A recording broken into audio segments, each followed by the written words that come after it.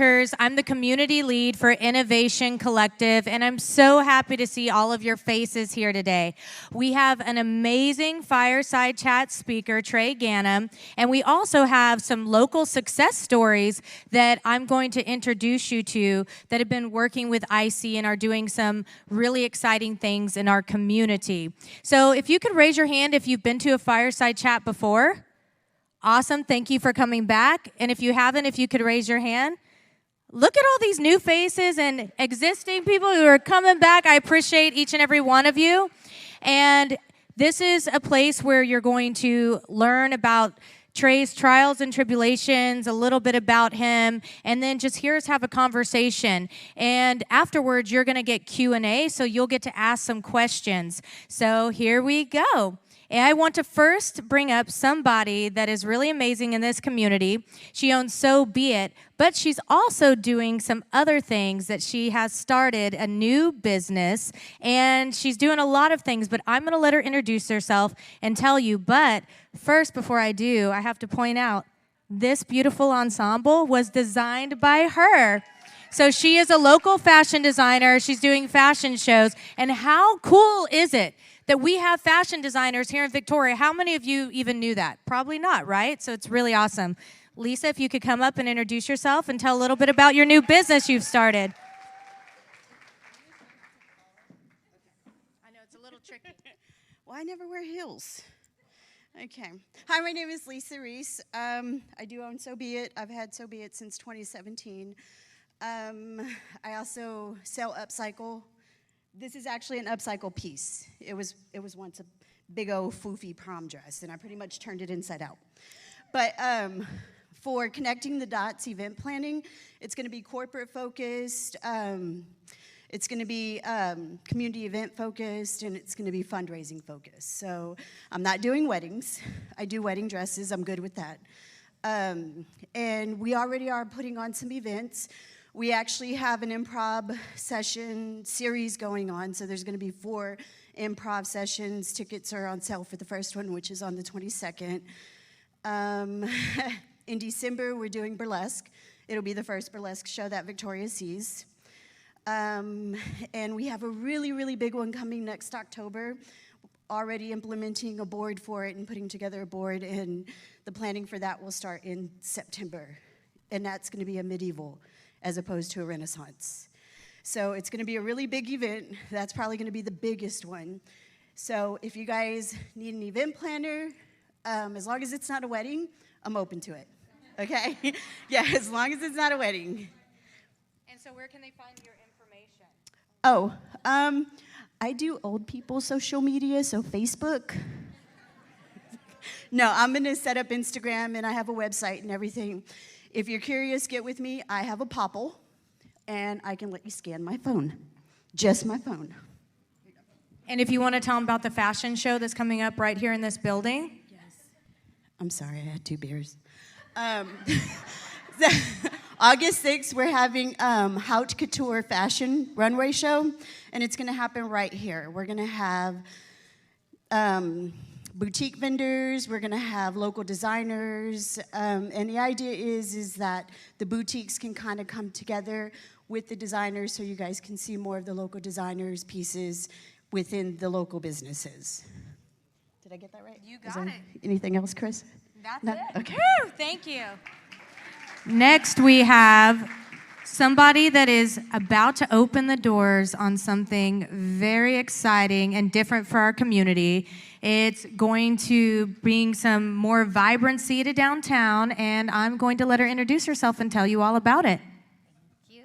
Hello, my name is Crystal Martinez, and I am the owner of the Sixth Realm Paranormal House here downtown. Yay!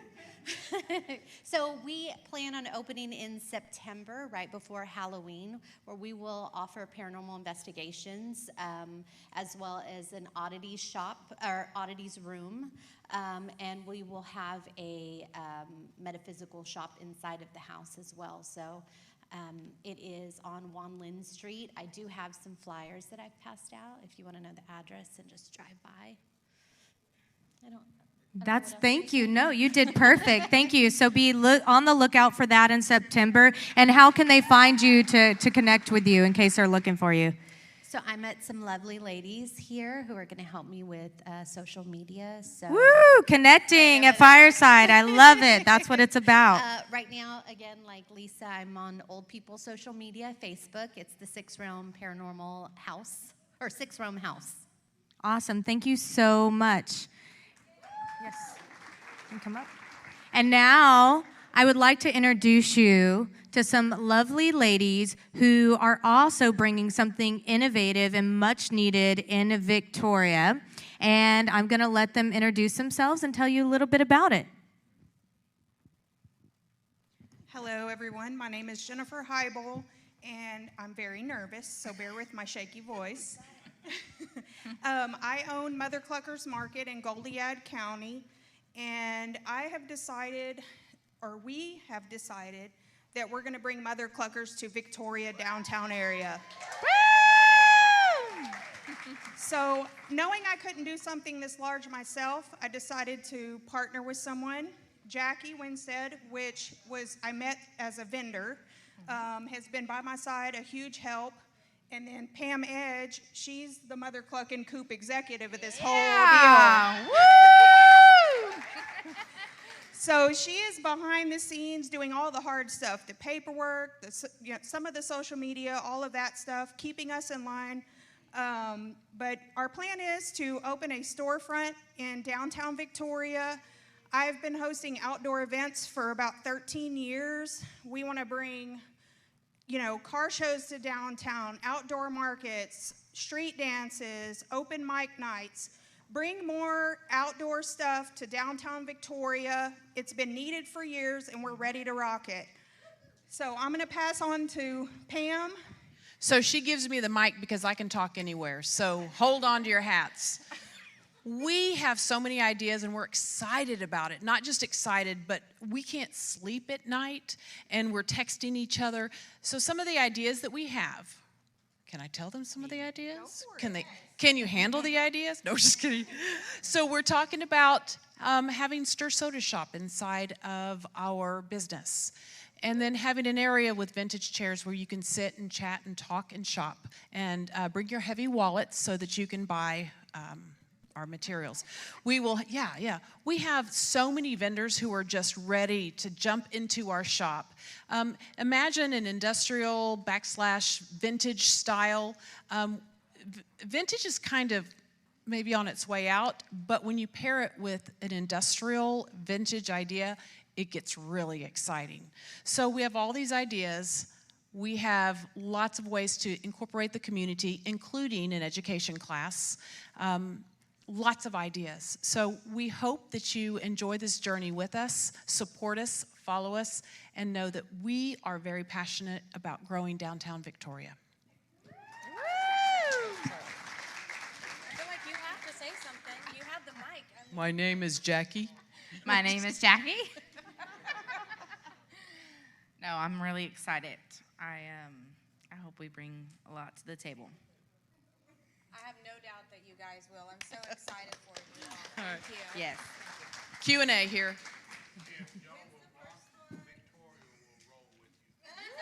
Woo! When we're behind something, we will rock it. I love it. Thank you so much. Thank you.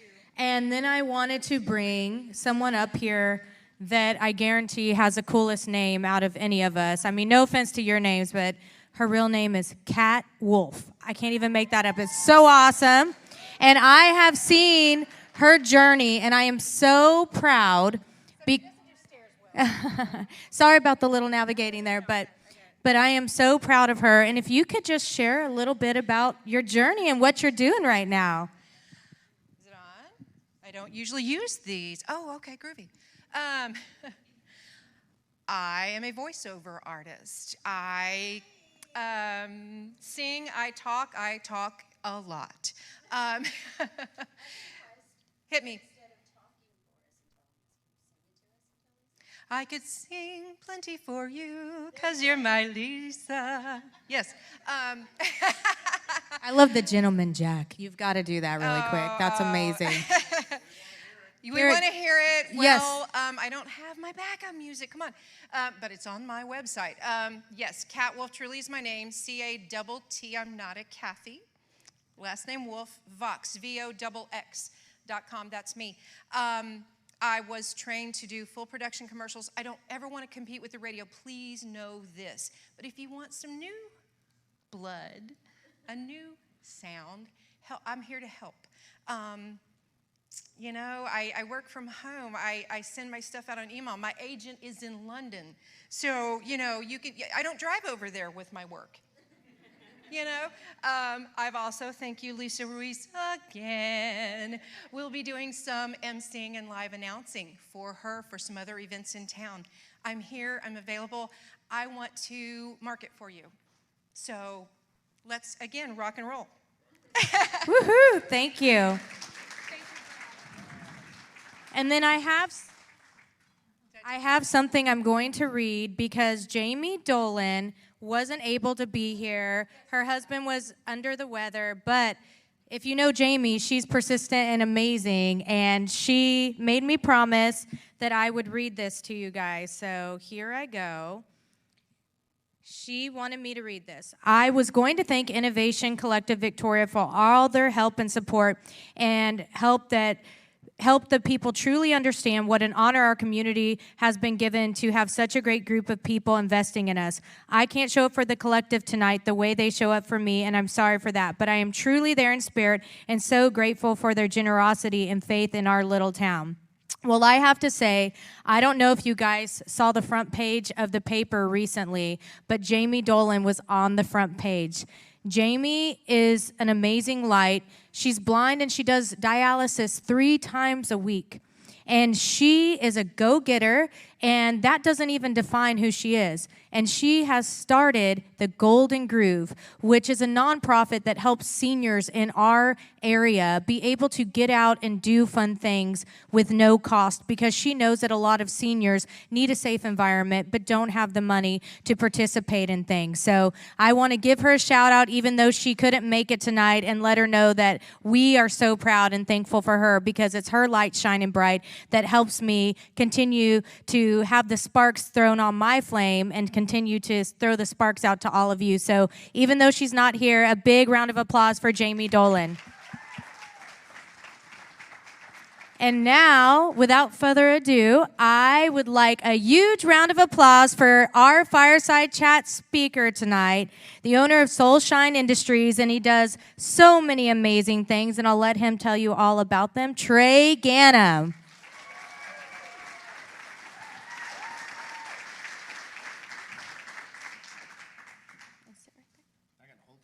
Yeah, you got to hold it.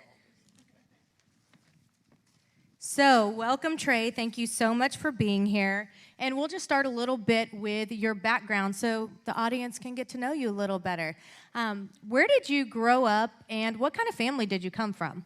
Well, I see a lot of people here that I grew up with. So, as my So dad he can't said- tell any lies. That's what he's Yeah, saying. no lies, no lies. And Gary will tell you everything about me. Back in junior high, that was my teacher. So every time I see Brother Gary, he's like, man, I'm proud of you, brother. And it's been a very interesting ride, I guess you'd say. You know, I grew up here in Victoria. My pop here, you know, he did a really good job growing me up.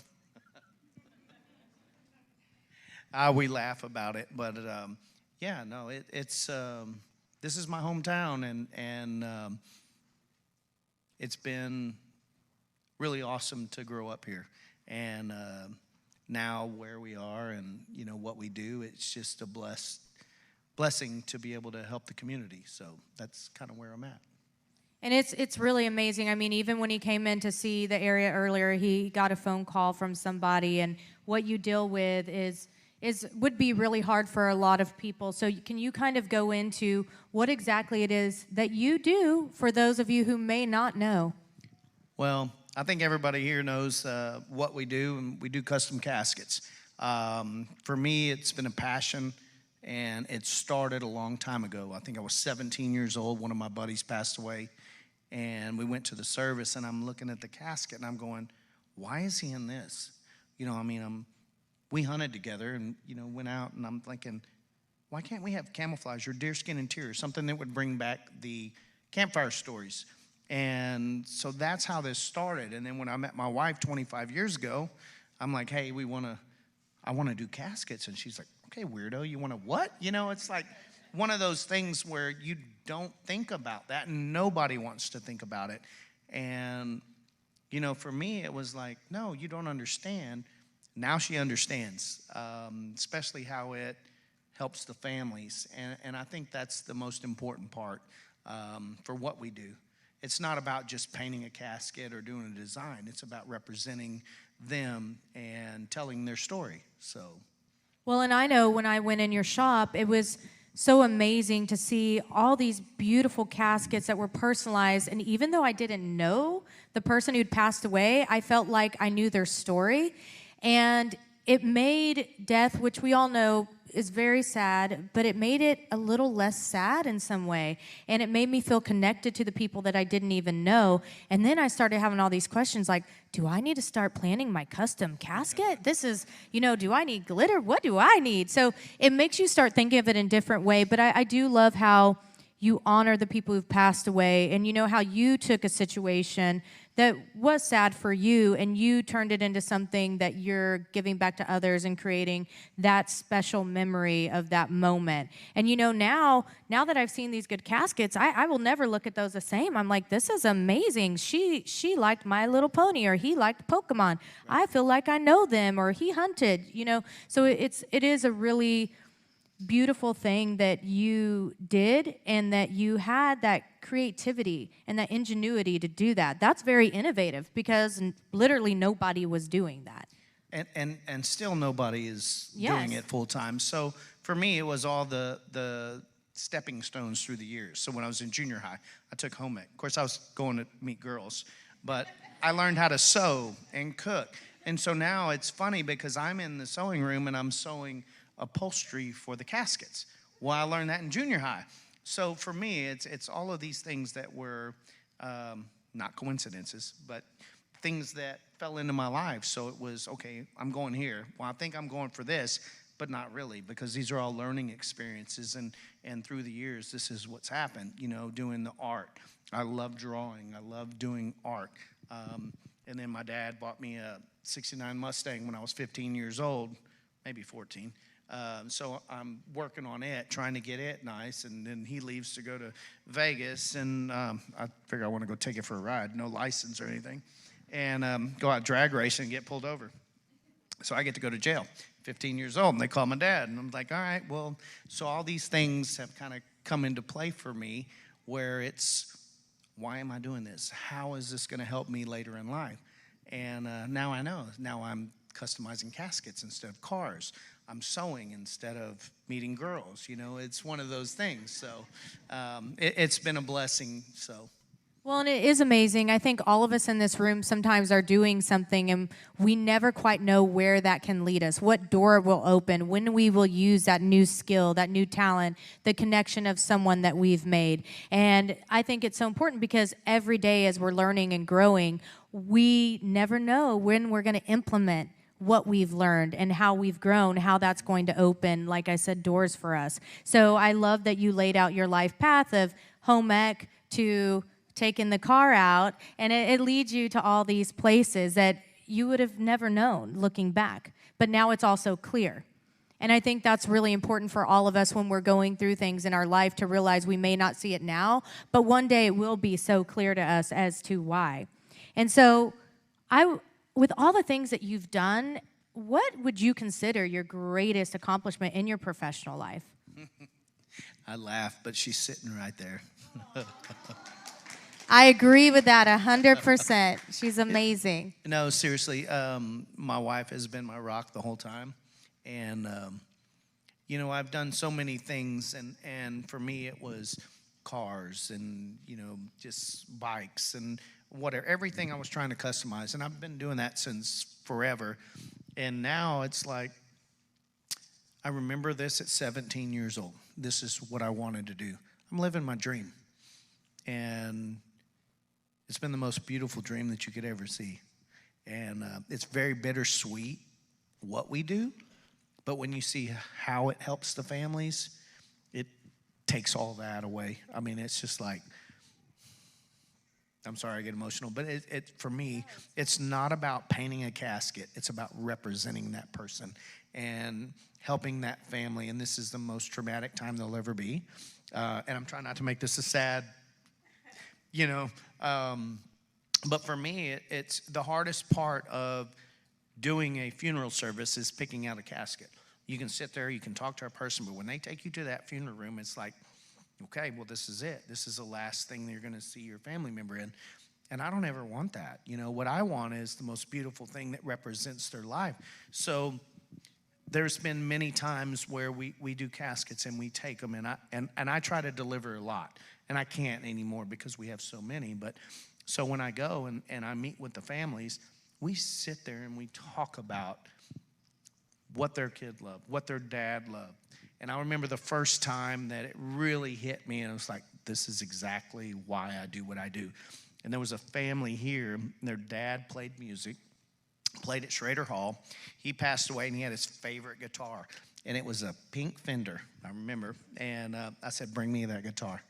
And so one of the brothers brought it to me. He said, don't tell Mom, whatever. And so I duplicated it on top of the casket. And I called him, and I was like, hey, it's like, you guys, I'm finished. Come take a look at it. And it was probably 8 o'clock at night. I was working on another one. And so they showed up. They stayed there for almost 4 hours. And, for me, it was like, do you remember Dad when he played with Uncle Benny at Schrader Hall? They started telling all the stories about what their dad did and how it meant to them. And so I just stepped back and I'm going, this is real. This is why I do what I do. And it was the most amazing time for me. And so now to see every family transition, and I have more stories in a minute, so I'll kind of quit this until you ask more questions. But No, you're fine. We just did the Uvalde shooting. That really hit me. So we did 19 caskets in 3.5 days. We went down there. We visited with families. Some of the families didn't even know if their kids had passed yet because they were not. We went that fresh. But we got a phone call afterwards, and it was a gentleman that had called me and said, hey, who do I talk to about putting up a cross? We want to do this cross for the shooting is 15 foot tall. They lit it up. And he called me about a week after, and they had it up. They put it up all day, had the lights set up. He said he was tired. It was hot. He went to his hotel room. He was sleeping about 11 o'clock. Something told him to go back. And, he showed up, and there was a lady crying at the cross. And he prayed with her. And she looked up at him, and she said, the only thing that really got me through this was the caskets. The casket that they did for my child. And he had to call me immediately. And he said, hey, I just want you to know this is what happened, and this is how it helped this lady. And, we love the after stories because it just, everything comes from here from us, from my wife, from me, all of my crew. My son works for me. He paints all day. And it's just, for us, it's a hard job, but we want to do it. And it's awesome. Well, and I will say I love that you all work together as a family, but when you go in that shop, it's more than just creating caskets for people. This is really their passion, and it's more than just a business. It's your calling, and you can see that. From the moment I walked in there to when I left, it was just an amazing experience. And I'm so thankful that we have people like you and your family in this world because you shine light at a time when people really do need it the most. And that is beyond amazing. We have to stop. I normally never stop and give a round of applause, but thank you for that. And so now that we're talking about what you've done and how you're living your dream, how do you define success? I think success is doing something you love and not worrying about it. For me, it's not so much about how much money you make. It is the impact that you make while you're doing what you do. And for us, you know, it's our purpose, it's our passion. I don't work every day because this is my passion. And, you know, I always used to hear that. Everybody's like, when you love what you do, you'll never work a day in your life. The only work that I do is worrying about getting that casket when it's finished to the families, making sure that airline has that flight to wherever it has to be.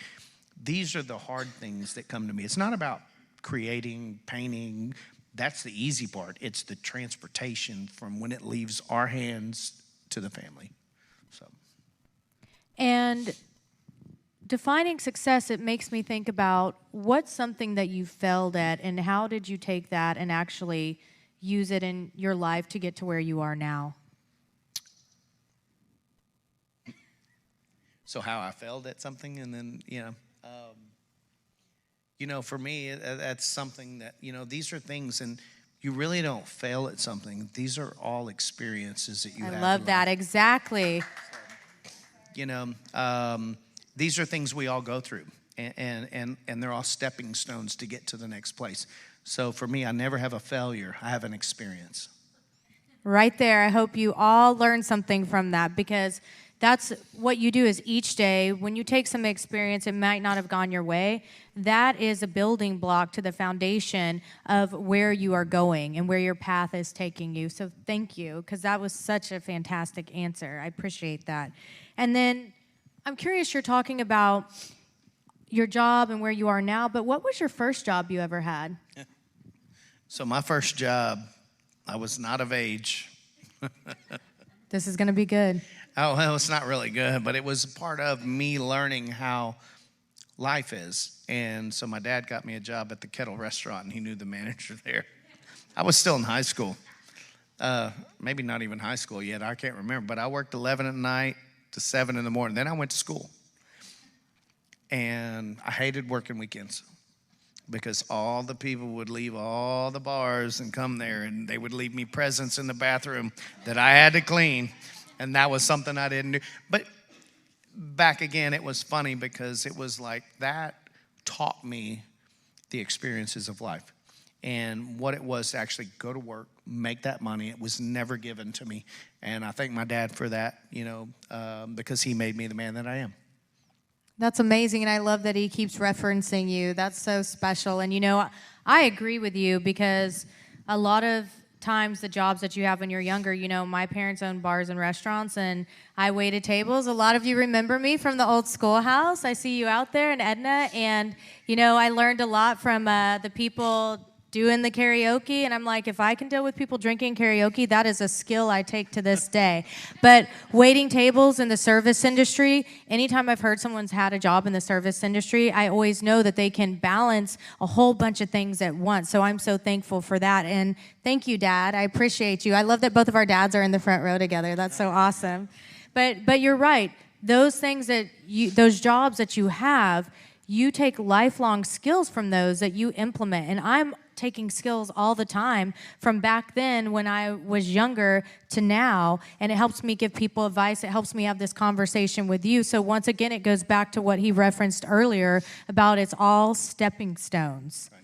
And so if you had to give advice for someone who was wanting to follow their dreams and become successful like you, how would you tell them to be on a mission like that, to go after something like that? First words come to me are never give up. It's like, if it is your passion, is what your dream is, don't let anybody tell you anything different. You can do what you want to do. So for me, it's, hold on. He's doing a fireside chat right now. He's not available. I'm so sorry. You're fine. Anyway, it's still going. I should have left it over there. You told me to turn it off. See, my wife's getting on to me again.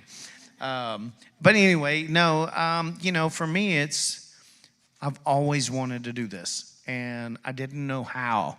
It took a little push from a friend of mine. So we were driving around, and he's like, man, what do you want to do when you, grow up? And I'm like, well, I am grown up. And he goes, no, really, what do you want to do? And I say, I've always wanted to do custom caskets. He's like, well, why not? I needed that push. You know, for me, I'm like, well, I don't know how to do it. You should have seen us at the first convention. It was so funny. So it was Las Vegas. I took 3 caskets, I painted them, and I bought them from a little funeral home up in Paris or close to Paris. I can't even remember where it was. We were driving back, and I stopped at a funeral home. I said, y'all got any damaged caskets? They're like, what? I was like, yeah, well, I need some because I want to paint them. That's not suspect at all, right? Yeah, so, and they're like, what do you mean? I was like, well, I want to do custom caskets. I want to paint them up and do this stuff. And so this has been a major journey for us. Like, I mean, when we started, and so I have this trailer. I pull up 3 caskets, and it's at Mandalay Bay. So I'm like, wow, this is like, okay. And I had a booth. I just bought a 10 by 10 booth because that's all I could afford at the time. And so we show up, and I'm like one of the last booths, and some friends of ours, we did custom cars. So I was like, hey, do you know any models that can come and just hand out stuff? Because I'm like, you know, hot girls, people will come and at least get our stuff. And so my wife didn't make it, but it was hilarious the way it all worked out. She goes, yeah, I have 2 girls that want to help you. So they did. So the show opens. We're in the very last booth, and I'm going, it's been 2 hours. Nobody's here. What's going on? And then all of a sudden, they were making their way through every single thing. And when they got to my booth, they were like, oh my God, how do we get this? And I'm going, I don't know. You know, it was like, well, how many do you have? I'm like, well, I have 3. Well, who are you buying your caskets from? I'm like, I don't know. And it was so funny because that was just me stepping out going, I'm going to try this.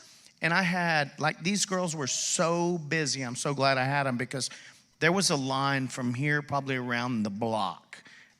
Everybody was wanting to know how they could get our caskets when you get situated. Then I had manufacturers coming up to me, hey, we want you to use our casket. Will you use our casket to do your product?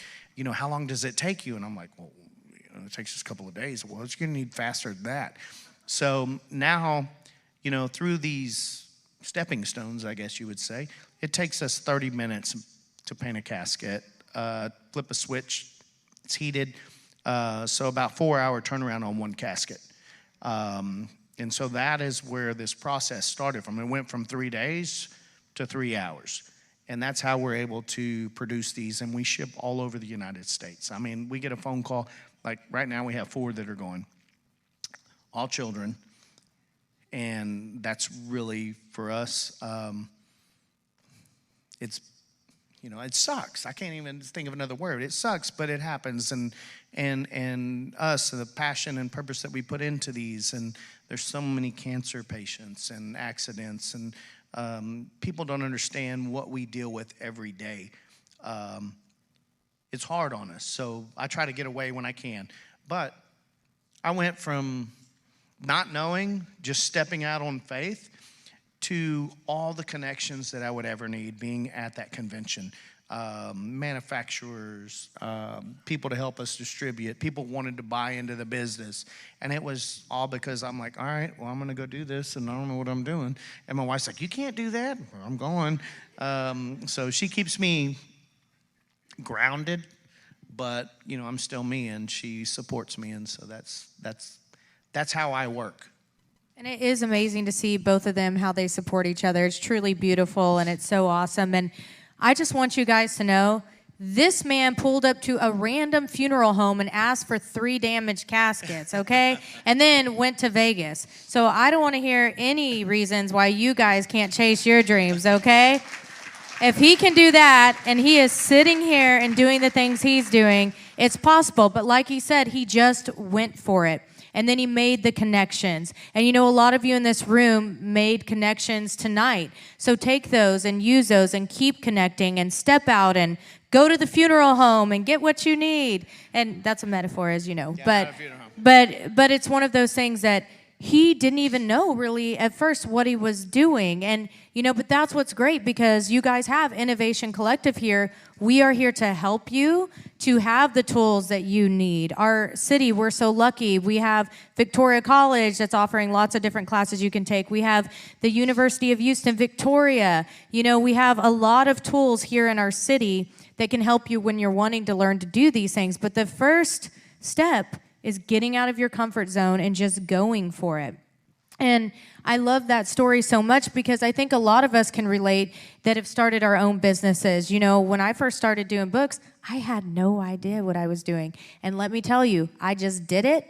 But most people, as you get into digging into business owners, when they first started, a lot of them had no idea what they were doing. So the story that you've been telling yourself that people have it figured out, no one knows what they're doing. I exposed you all, guys. But that's a great thing about having these fireside chats and talking to you is that hearing that from someone who is at a level you are doing what you're able to do, that you started that way. And so when you're talking about dealing with these families and these manufacturers and everything and getting them out and the turnaround time, that's so amazing to me to see where you started and now where you are. And so you've done more than custom caskets over the year. Can you tell me a little bit about the other things that you create and do as well? Like what? There's so many. What are you asking? Just throw out a few. I know it's where you're fine. going. Where are you at? So I know you've done boats, correct? Oh yeah, no. So I've done custom cars, motorcycles, boats, and we still do that in between. You know, if caskets get slow, because, you know, and when I tell you that the casket business is the most hardest thing to get into, it was because the funeral homes, they do not like us. And I'm not being ugly if any funeral directors in here, but I don't see any because I know most all of them. But you know, for us, it was like, we're taking their main business. And that's not what I'm here for. I'm here for the families. And I think that's the most important part. So I went to a few funeral homes in the beginning, and I'm like, hey, look, I'm thinking about doing custom caskets. This is what I want to do. I'll give you exclusive. I'll make everybody buy through you. No, we're good. Yeah, that was pretty funny. They called me and was like, okay, we want again. And I'm like, no, you missed the wheel because we're out. And that was probably for me when I saw where we started and where we ended up. And I think the first thing that happened was there was 5 children that burned in a fire in Edna. I think most everybody in here remembers that. We knew the kids. That was probably the hardest one that we did. And so I took care of all those kids. We donated those caskets. But while I was building those caskets, the family kept coming in. And that was hard for me because I'm trying to do this and I'm trying to get it done. It was me by myself then before I had any help. And my wife finally came in and she's like, babe, you've got to come in. You've got to get some sleep because I'm doing 5 caskets before I had a heated paint booth, all of that stuff. And she's like, you know, I'm not even knowing where I'm at because I've been up so long painting and trying to get all this stuff done. But when we were finished, when the dad came up to me and he's like, you don't know what you did for me. And I'm like, he's like, when I looked out there on that football field, I could tell where every one of my children were because they were all about the same size. And if they were all in the same caskets in the fire and they were burned, he knew where his gamer was, his football player was, his princess. And right then and there, I was like, I get it. You know, and that one got me. So we've done numerous. I probably get 3 or 4 phone calls a week, people wanting donations, and for me, it's like, how do I know? Which one do I give to? Which one do I not? And we've had some through the years that come in and it's like, oh, we need this. And I'm like, okay, well, I'm going to give it to you. They try to take the phone away from me because I'm like, I'm giving everything away. You know, I'm like, okay, you can have it, you can have it. And, you know, it's like, we got to pay the light bill. We got to pay the paint. But for me now it's God leads me to each children, each adult, whichever one that I'm led to. And I'm blessed with that, and you know, it's bittersweet how we do all these things. So, but we put everything into every casket. So, you know, if it's an older gentleman, you know, this is my dad. You know, I treat it like it's my dad. I treat it like it's my mom, my sister, my brother, and I think that's what's special about. I've been approached by 2 different manufacturers that want to buy me out. I'm like, well, you can't, because I'm not going to sell what this means to me, you know, because you'll never put that into each one. They want to mass produce, say, Spider-Man or, you know, whatever it is.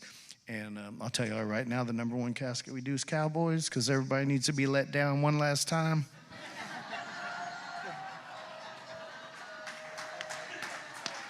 But for real, that is. So yeah, that's some stuff that we do. But yeah, no. Well, and I want you to design me some furniture because, man, I've seen some of the things you've made. It's amazing. And the thought that you put into each casket you create and just the love and the connection that you have to it, that is something really beautiful, and that your life led you to this. That's what I really want you guys to notice, is that all of the failures that aren't failures, by the way, they're stepping stones, the home ec classes and school, all of the things led him to where he is now. Yep. And I think that in life, on our journey that we go through, we question things, we may not understand things, but it's because we have a path that we're going to follow, and it's going to lead us to who knows where. I mean, we're talking to you doing what you're doing, and you've had a TV show. Can you tell us a little bit about that? So I've had a TV show. I'm in 19 different countries, not in the U.S. yet. But I just signed a new deal, and we start filming this month. Congrats. So, yeah. And I can't give all the details on that because we're actually still in process, but you guys will all be able to watch us on television. So yeah, it's been interesting, and for me, it's more than that. It's purpose, and it all started and stemmed from this thing that happened when I was 17 years old. And everybody's like, what is your dream? And I'm living it. So it's beautiful. So. And who would have thought the day his friend asked him, what do you want to be when you grow up? Then he goes to the funeral home, gets the 3 caskets, then he goes to Vegas, and then he does what he does, and then he has a TV show and everything in between. So if this isn't a good example of you never know what is going to happen in your life, I don't know what is, because it's amazing and really inspiring. And I just want to tell you that thank you for everything that you do. It is so amazing. I went to Uvalde and I stood there and I saw all the memorabilia, and I just thought to myself, wow, how amazing is it that someone from our city made this tragedy something just, I don't want to say better, but just eased a little bit of pain for those families. That was really something special to know that somebody from our town, somebody cared and had the passion and the foresight to do that. And as I was standing there, it really hit me, because you can see it on the news, you can do all that, but when you actually go to the ground zero of it, I mean, that was really pivotal for me, a moment that I will never forget. So thank you for everything you are, everything you and your family that you do. And so I'm curious, with all these caskets that you donate and stuff, can people give donations to you guys? How does that work for your business? Can people donate the money for a casket? Can they sponsor a casket? How does this work? It's like the Vegas thing. I don't know. We didn't do GoFundMes. What was really hard for me is, I kept seeing stuff on there that, GoFundMe for the casket builder. And I'm like, I didn't set up any of that. I did this from my heart. And so we had to cancel a bunch of stuff and contact the GoFundMes, because there's so many people out there that are trying to take money from these families, and that's not what we did. We wanted to take the pain of, picking out the casket. But when you were talking, I had a bunch of other things come in, and I told her, I was like, I'm going to talk about all kind of stuff, so you can ask me what you want, but what comes. That's what we want, right, guys? We want to hear it all. So, I think one of the most important things is social media. And so my wife said, hey, look, somebody posted that this family did not use this casket. And I'm like, what do you mean? And she told me the family's name, and I'm like, well, I didn't get a phone call. And they said, no, there's a silver casket. Look at this post. And they said, well, I thought Trey Ganem donated all this stuff. And I'm like, well, I did, but I didn't get a phone call. And so I called the funeral home. She says, you have to call. My wife she's like, you call right now, find out why, what's going on, why did they have a plain casket? And And come to find out that, we did the casket and the family didn't want to bury it. They kept it and they put all of her stuff in it as a treasure chest. And so for me, that even hit me harder than just that. And it was amazing that had happened. That just shows us that what we do is precious to the families, and it helps them. Yeah. They're true works of art. So you have some, can you tell them where some of your caskets are, where they could go see some of them? Because I know in New Orleans, correct, that you have one in the Museum of Death? So I have a casket in the Museum of Death in New Orleans, and I have one on Hollywood Boulevard.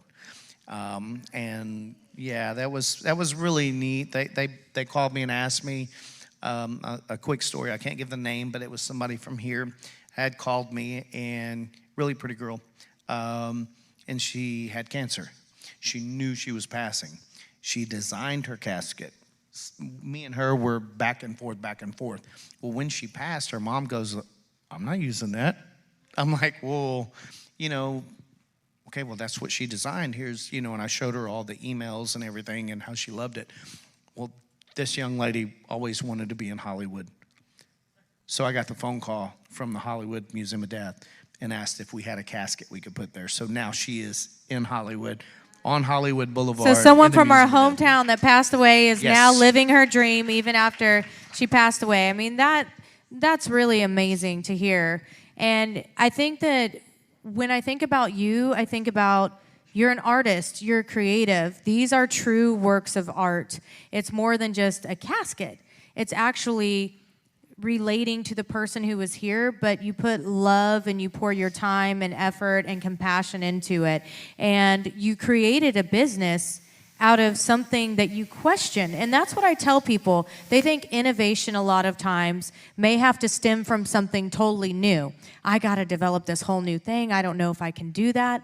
But really, it can come from something every day that you see. How many of us have seen caskets over the years, unfortunately, right, where we've seen them. But now, when we look at them, it can be a work of art. And it's all because you saw a casket and he questioned it. So always remember this about being innovative or starting a company or creating a product. It can come from something you see every day that you use, that you come across.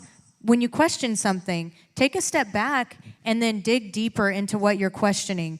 Because all of us really are innovative. Us telling ourselves we're not, that's a story that we're telling ourselves. Flip the script, change the narrative, and realize that we all have the power to change things. And I think it is so cool because how many people have looked at caskets and maybe thought that, but they didn't do it, or we just didn't think past the tragedy. But you thought, my friend, man, he liked to go hunting. He likes these things. Why is that not there? And you thought, aha. And that's so wonderful that now you've done a business with this, but not only a business. I want to point this all out to you guys. He's doing something that's making the world better and bringing light into people's lives. And that's really what it's all about at the end of the day. You're living your dream, but you're also helping others. And to me, that's what a true person that I would look up to in business is somebody who's doing something for the right reasons and because they love it, but they're also giving back to others. So thank you. I appreciate you and your family so much. Thank you, Michelle. And so now is the time that all of you get to ask questions. So who wants to go first?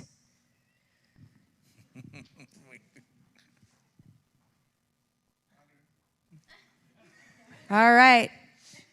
My dad is first. He's been holding this in. He's like, I came to your fireside chat. Get ready. The reason you're doing this, you were meant to do this, and you're blessed, and I thank you because it's a blessing what you bring on. From what I've heard, I'm ecstatic. It's unbelievable. It's incredible. And continue doing what you're doing. I'm glad you lived your dream. I lived my dream all my life, and it paid off. I have 2 beautiful children. I have beautiful grandkids. It's because I stuck by what I believed in. You're doing the same thing, but just keep doing it. You're an incredible man. Thank you. Thank you very much. If you could please say your name and introduce yourself. My name is Juan Flores. I I know most of you here. Hi, Juan. Hi. I have a question for Trey. It's completely off topic, but I never found out, did Ted Nugent like his truck? What he said, I didn't hear. You painted one of his trucks at the shop, and I never knew if he ever, was... Ted Nugent, those you're talking about Ted's truck? Yeah, Ted's Yeah, truck. so I know Ted very well. Ted's a friend of mine. So I don't know if y'all know, Juan used to work for me a while back, and yeah, we painted Ted's truck. What was your question about that, though? Oh, did he like it? Did Oh, love he it? loves it. Yeah, Okay, he cool, called cool. me back and was like, dude, it's awesome. You need to watch it on the show. Yeah. Yeah, super nice guy. We went and actually, what is it? Yeah, he was in Houston, so we went up there and hung out with him and his wife. I think they're in where else? We went to Vegas too? Anyway, we had 2 places anyway. He just brought us in the back and we hung out with him. So it was pretty cool. Yeah, he enjoyed it and Cool. he loved his truck. Yep. Yeah, I just never knew what happened with that. So. Yeah, no, he Now loved you it. know. Now he's going to tell all of his friends. So Yeah, he was Ted like, you can Nugent see it on all our loved- TV shows. Loved the work.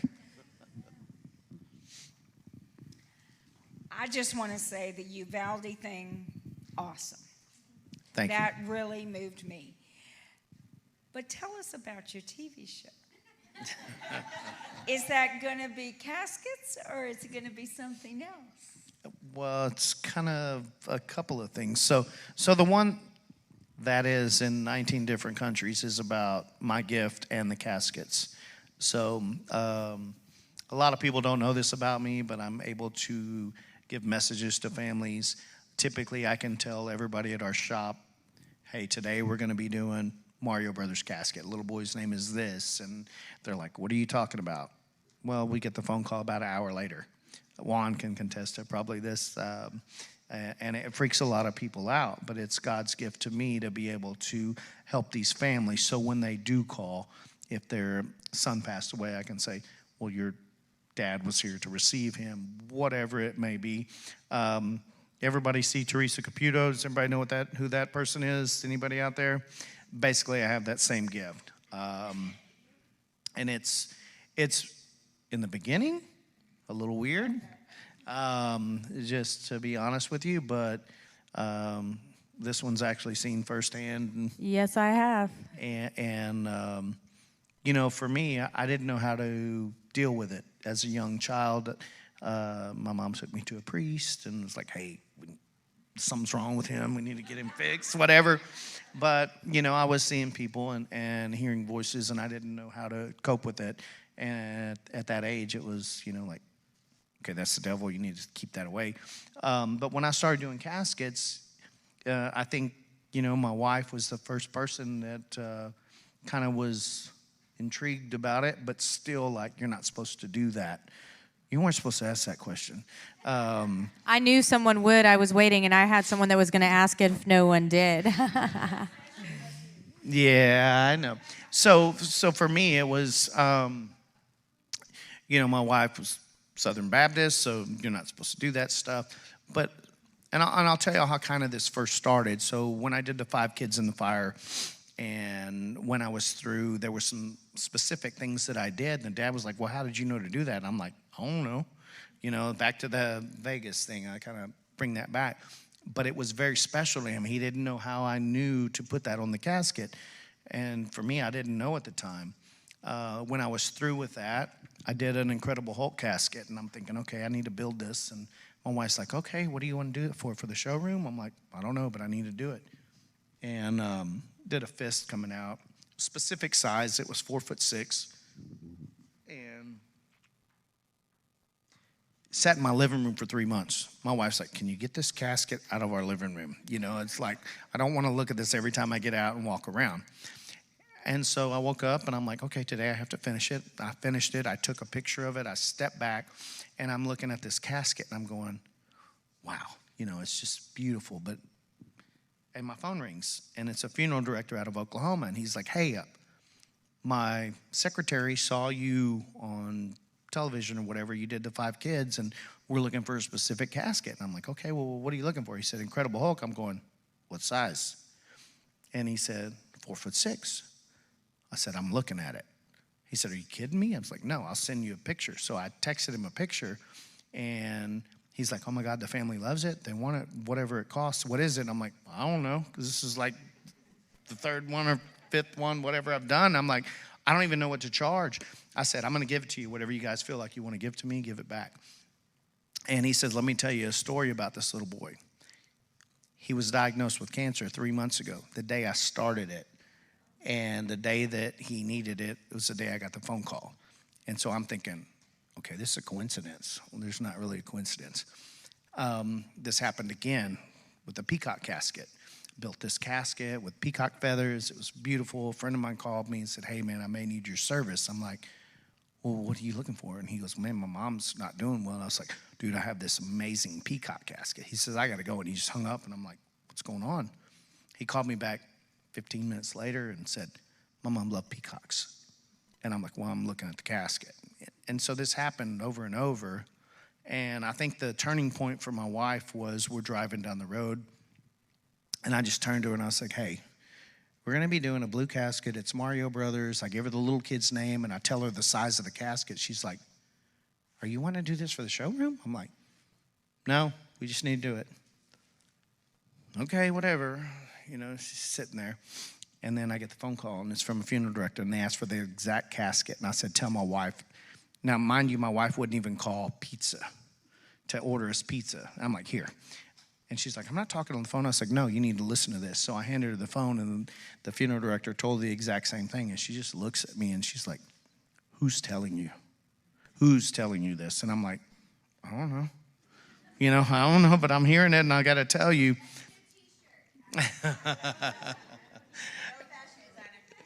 All right, we're there. And so that's how it basically started for her, because she didn't believe in this, or she was taught you're not supposed to believe in this. Well, everything that I was telling her was 100% to pass, even my mom.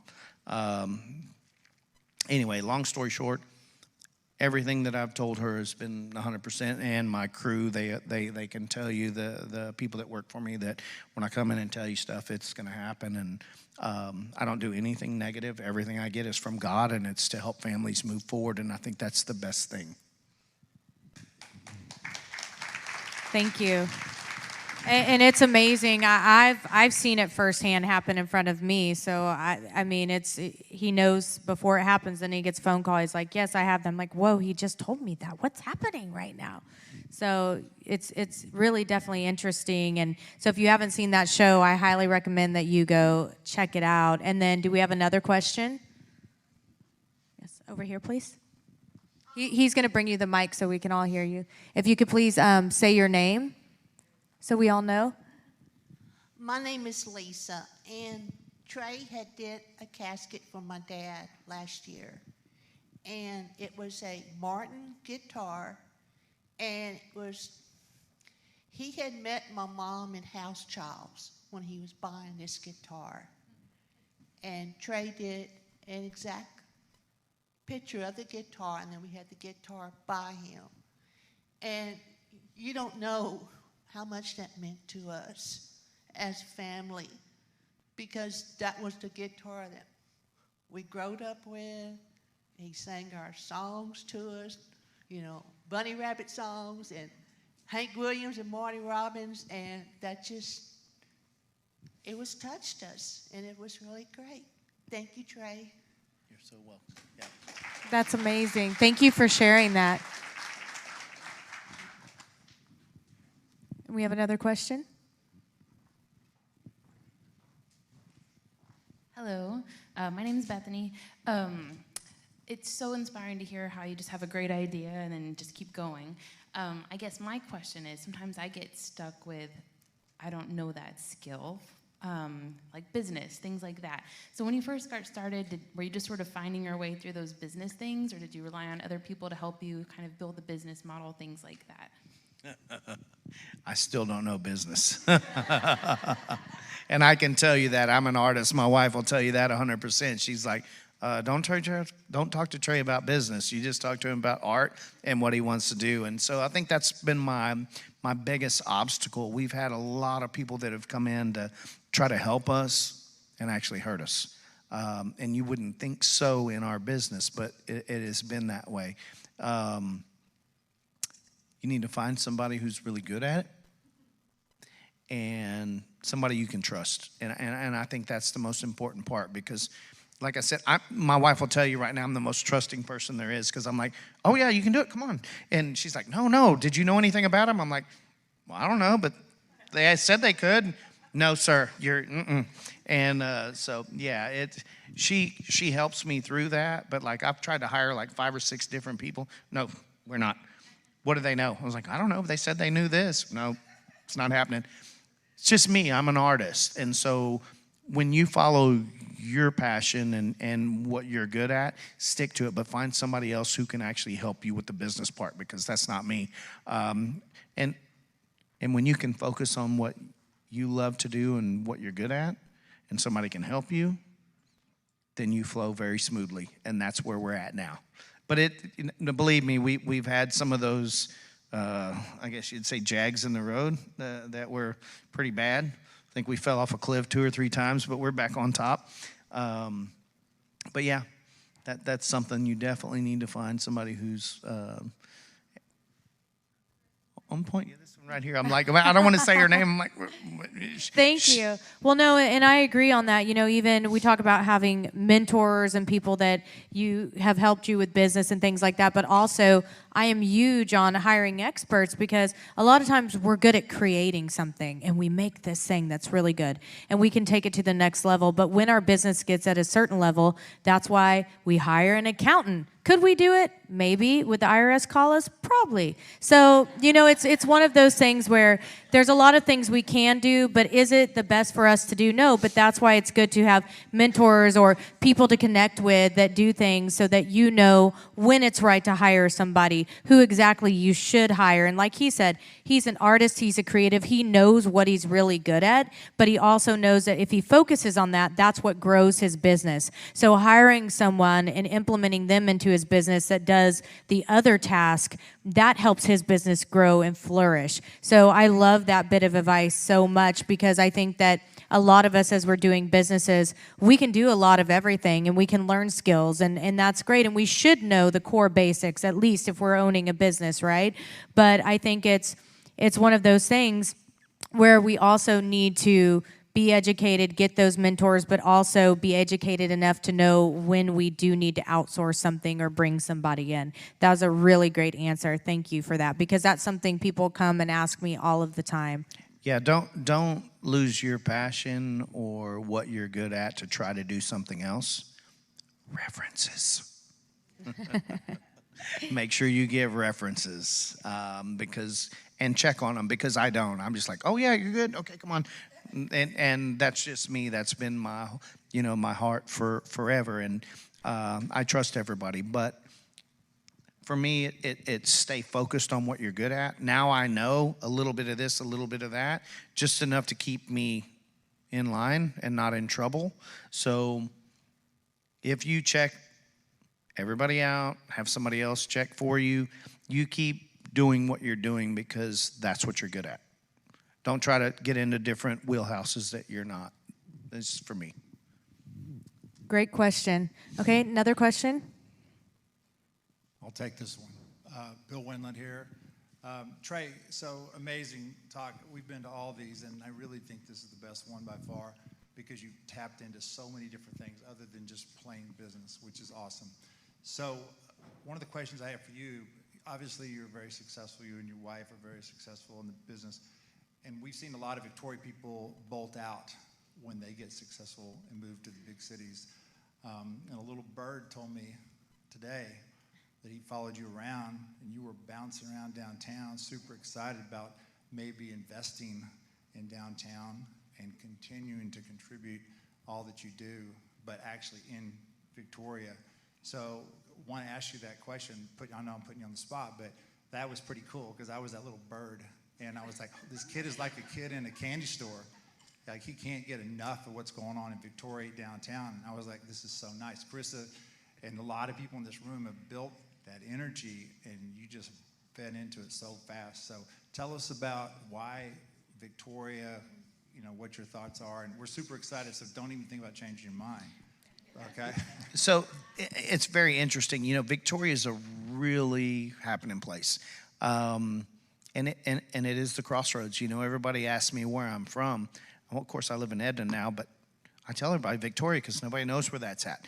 But when I come here, I see the potential of what Victoria could be, and what you're doing here, and the things that are happening excites me. And so when I was telling my wife earlier, she's like, "Oh my God, this is great," and I'm like, she goes, "But what about our dog?" Because this is something we were talking about earlier, but that's all been fixed too. You know, and what I see Victoria is, it can be an Austin, but better. Woo! But Agree better. with that, yes. It can be a Houston, but better. Because everybody here in Victoria is a family, and we all kind of support our own families, but we don't have really a whole bunch to do. You know, I see what's going on down here. I see the new things that are happening. And what I think I told you earlier, I was like, this could be like a little New Orleans, but not dirty. Because downtown could be really cool. And it's not could be, it's gonna be. And I see what's happening, and I'm so excited to be a part of it. And that's why I was talking to you about the place we were looking at over here. So for me, I want Victoria to be a place where people want to come and enjoy. And I see like Main Street being blocked off eventually, where it's full of businesses thriving here in Victoria. You know, and not to dog Edna, but that's never going to happen there. You know, it has a lot of cool stuff downtown, but Edna's stuck in the 50s. And we've been there for a while, and it's a great place, but it doesn't have the amenities that you guys here have here. Like, look at this place. I mean, this amazing, place right yeah. here should be on television. It is. It's on the 100%. City Channel, guys, right now. I'm Woo. talking about this should be cool, the though. new, I don't know, whatever you call it, with Kelly and Yeah. the Carissa and Trey show. Yeah. We're currently under contract negotiations, so you know. And we can move our stuff up. Anyway, no, but what I see is the potential that Victoria has. I mean, it's here. There's so much here. Except these medians. I don't know, like these medians. You know what I'm saying? No, but I'm teasing. I hear a lot about that. But yeah, you know, it's a beautiful city, and I'm. Yeah, like my wife said, I don't know if y'all heard her. She said the people deserve new and great things. And let's go. Let's go. And I think a lot of you guys here have the same vision. So. Yeah, I love it, and I really don't want to leave. You know, I was telling my wife, I said, I really don't want to be here, but I do want to be here. But we need, you know, cool things, and I think it's happening. It really is. A lot of, tons of you in this room are creating new cool things. It was just the tip of the iceberg, the people that I introduced you to tonight, which are doing all those amazing things. And, you know, all of us are creating and doing these things to make opportunities. And what I love, a lot of us, we're making these events and we're doing these things not for ourselves, but because we want to create something cool for each other. How awesome is that we live in a community where we are so excited to make things not for ourselves, but for each other. That's what makes us special. And not only for each other, for our kids. For our kids, yes. And grandkids. You and know, grandkids. I want something for... yes, not just a now. I want it to be a forever. So. Agreed. And we had another question right up here.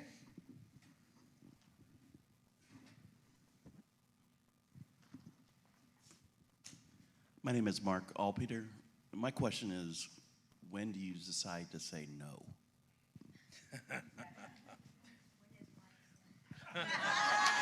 That was good. Exactly. Did you hear that? She said, when your wife says no. No, I'm teasing. His wife raised her hand too. Yes, exactly. You know, for me, that's a very hard decision because I don't want to turn anybody down, but I also need to keep my lights on. And anybody who knows me knows I have a huge heart. So my hairdresser today, she was doing my hair again, and she goes, you know you're going to do that. I'm like, I know. But there's a point where I have to say no. And believe me, we get calls every day. I probably tell people no 3 or 4 times a week, and I hate it. But for me, I'm like, I'm going to say I can't donate 100%, but I'll do it at cost just to save them. Like, I don't want people to not have what we have, but I also can't. And the Uvalde thing hit us pretty hard. I don't know. One of the things that the Uvalde is we did the Sutherland Springs shooting also. We've done this throughout the years. This is not something new to us. For me, I've been donating since I started. And it's not for publicity. It's for families. But when have numerous people call me, law enforcement agencies, district attorneys, I get people from all over. I don't know when to say no, and so they try to take the phone away from me. But I get it, and sometimes, like today, I was asked twice to donate a casket, and I'm like, well, I just donated one yesterday, and I just did, these other 19s. How do I know when I can't? So we're trying to get a nonprofit. My girl up front. Woo, exactly. Up here. And we're working on that because we do have some donors that want to do stuff, but we need to get our nonprofit set up. And that's going to be strictly for families who actually need it. And then we'll have a group of people, because I've had people ask me, man, we need this free casket. Can you do this? I'm like, yeah, I'm going to do it. I show up, they pull up in a Bentley and a Cadillac, and I'm going, you couldn't afford a casket? And there's a lot of things that people don't know. And there's this thing called victim's assistance. So each family will get $6,500 for a victim's crime. And this goes back to what we do versus a funeral home. I don't get that because I'm not a funeral home. I am a retail salesperson, basically, is what they see me as. So when the funeral homes are like, okay, we're donating all these services free, well, they get $6,500 off the bat. So it's not a donation. Then they get everything else. And for me, I'm like, no, that's not what we do. We do this straight. It's out of my pocket. We've had people donate and help. They say, hey, we want to send you this. I'm like, we're not setting up GoFundMe. So if you ever see a GoFundMe for me, it's not me. And there was, I think, 4 or 5 set up with our names. I had people set up Venmo accounts with my name and an extra G behind it. I'm like, that's not me. And they're like, hey, we sent you money. I'm like, well, I didn't ask for money. And they send me the copy of it, and then we have to turn that in. So there's so many people out there that are trying to take advantage of these families in this time, and we're not. So. And I just want to bring up a story really quickly that really touched my heart and was amazing. And that's why you and your wife and family, I just feel so blessed to know.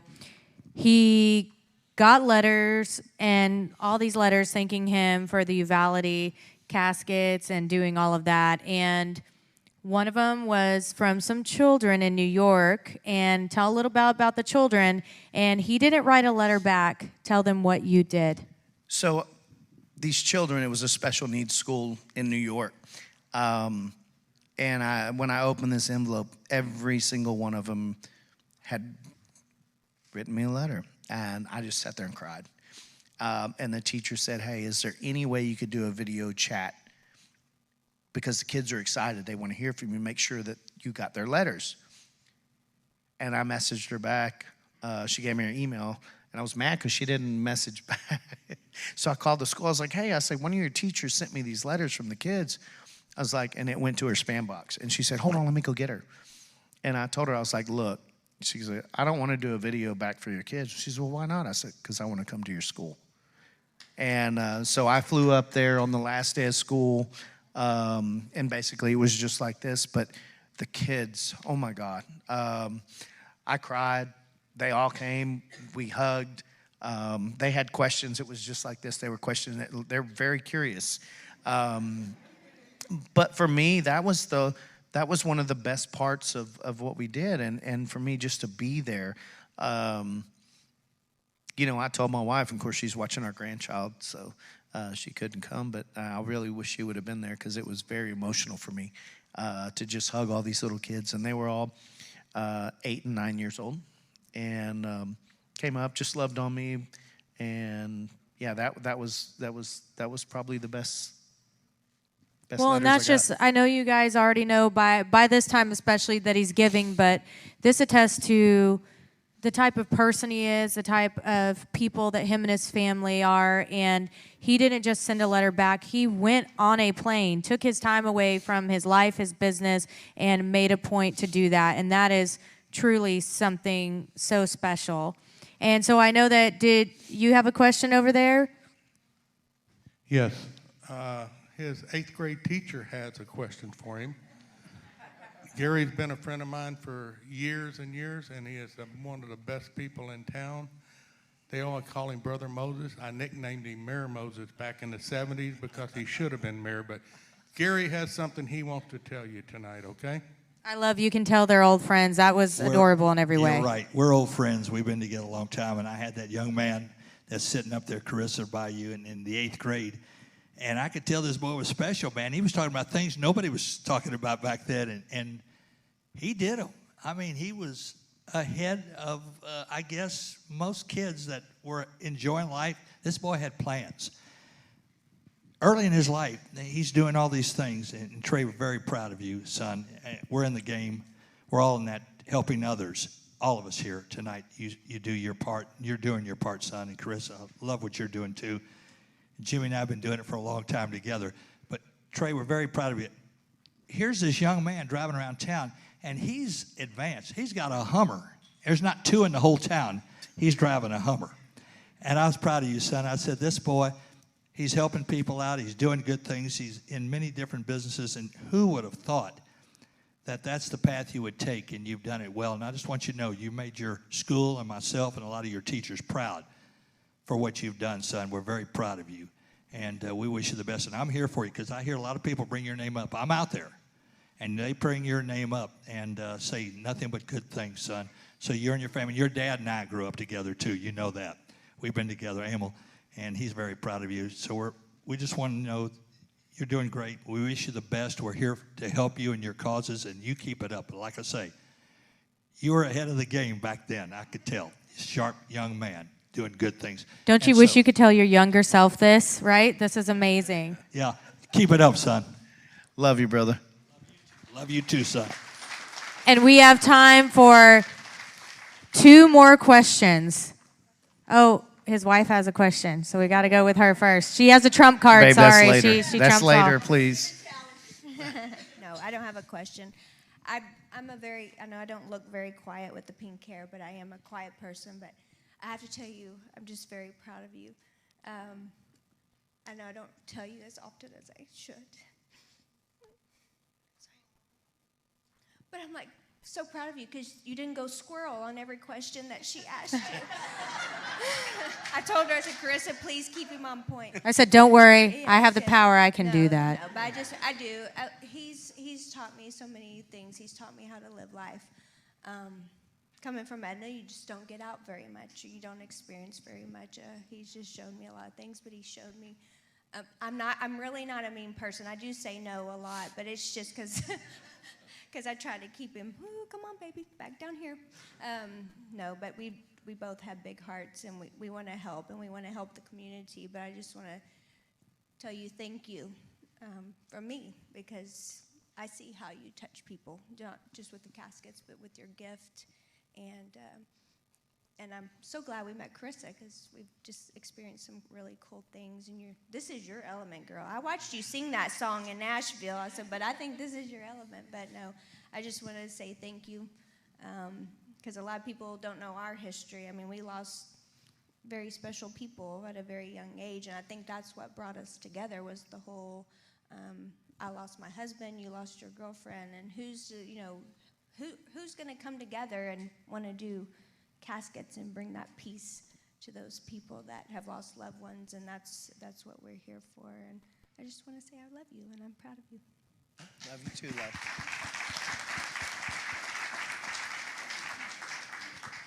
And I think that's so amazing to hear their journey and how they met and what brought them together, because even in the darkest times, there can be light. And you guys now you experienced that, and I'm sorry for that for both of you, but you've come together and now you give that light to others, so thank you for that. And then yes, then you, and then you. All right, let's go. I'm Trey's sister. My name is Gidget, and I introduced Trey and Michelle because we all three did lose somebody special to us. A question that was asked a while ago, they said, what is something that you failed at? Being around Trey since I was little, Trey has never failed at anything. You know, he gets these wild ideas, and I'm going to go do this. And he goes and he does it, and he excels at it. And the main thing that really, really ticked me off as a kid, and he kind of touched on this, and my sister-in-law kind of said something to me about it a while ago, is, yeah, he passed. Well, we were in Patty Welder, and I had to take sewing, and I had to take cooking. Well, I excelled in cooking, but sewing, I failed. Big fat F. Trey did the style show for the 8th grade, and I was so ticked because I couldn't sew a skirt. I've had a button fall off on my way to my uncle's funeral of my skirt, and I was like, oh my God. And I was like, Trey, I need you to sew this. And he did in my dad's living room before we went to the funeral. And anyways, so just to say, Trey doesn't fail, he excels. He may mess something up, but he always, you know, recuperates. He's like a cat, you know, he's back at it, and he's going 110%, and he succeeds at everything. Luckiest guy I've ever seen. Heart of gold. He's funny. Now, the other funny thing that I will say and share with you guys is when he first started doing caskets, he called one afternoon, and he was like, hey, he said, can you meet me over at, what's that place we went? Joann Fabrics. Joann Fabrics. Hey, let's go pick out some different colors, you know. I want your opinion on some things. I was like, okay, great. So we did, and he created all these caskets. So one day I'm in marketing, and I was in Edna that day, and he was in his paint booth, and he had finished up the caskets, and he told me, you need to come look at the caskets. Well, anything I touch, I break or whatever. So I go in there, and he's in the paint booth, and I wanted to, like, scare him. So I was going to climb in one of the caskets, and I was like going to shut it and make some really loud noises when he came out and kind of freak him out. Well, I opened the casket, and I couldn't get the dang thing shut. And then I said, oh my gosh, what if I get stuck in here? So meanwhile, he's coming around the corner, and I'm trying to shut the casket, and he goes, hey, did you see all those caskets? Did you see them yet? And I said, no. He said, you didn't open them, did you? And I said, no. So he goes to the casket that I opened, and he looks at me. He said, you're such a liar. And I said, why? And he said, you broke the damn thing. I said, oh, my gosh. So anyways, I am very proud of him. We get it all over the community about everything that he does. And, you know, all of our family is here to help with whatever he needs. And I'm very proud to be his sister. Thank you. I love that, and it's such a sister thing because that's my brother right there. I would have so done the same thing. I'd been in a casket and been like, bah! So that's awesome. Thank you for sharing that. And before we close out, I just want to let all of you know that I've personally taken away a lot from this, as I know all of you have as well. You know, learning about the stepping stones, learning about the journey, learning about everything that you do is leading you somewhere. Failures aren't failures because they are building those steps to the doors that you need opened. And these are things that I want you to remember. And also remember, if he had an idea to do caskets and went to a random funeral home and pulled up in Vegas with a trailer, you can do it too.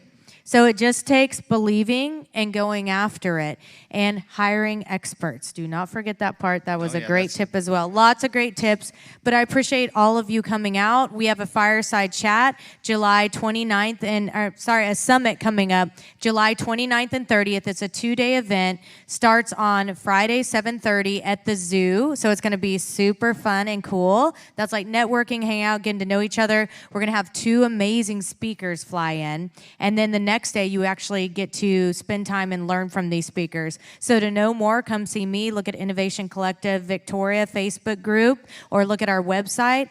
And I just want to say thank you. Thank you for taking the time to learn and grow yourself and to come out here and to be together in our community, because that is what makes Victoria so special, is every single one of you. This room was better tonight because each and every one of you were in it. So thank you. And a big round of applause, a big thank you to Trey Ganem. I appreciate you being here. Thank you guys for coming out. And also, before we go, Michelle, can you come up here? I know you're shy, but I'm sorry, I can't not have you How can come you up not here say she's too. shy? Look at this.